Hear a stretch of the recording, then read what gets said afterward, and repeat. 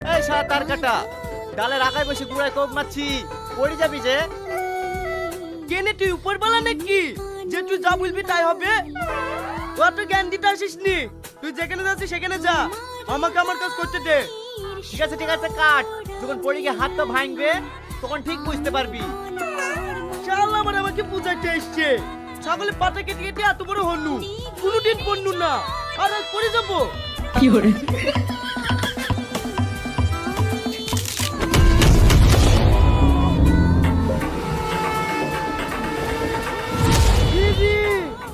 ও বুঝলো আর আমি পড়ে কেন? ও জানলো কি করি? তার মানে ও নিশ্চয়ই উপরওয়ালা। কি করে? তোকে ডাকছে, তুমি শুনতে পাচ্ছ না? পড়ে গেছিলা, আমি জানতাম তো তুমি পড়বা, মাঝাই লাগিছে। আমার মাজায় লেগেছে সেটাও তুমি জানো, তার মানে তুমি সত্যি উপরওয়ালা।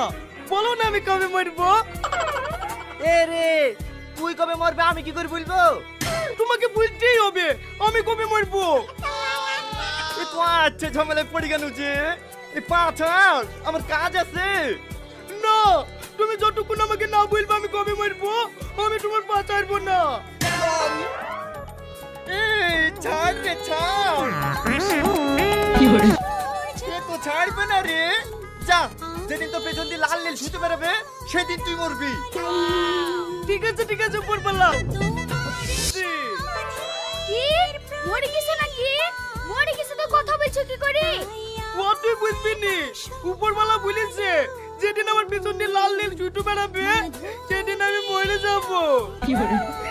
আজ আমি পাইকারি বিটিকে দেখছি আমার পেছন দিয়ে লাল নীল ছুটে বেড়াচ্ছে।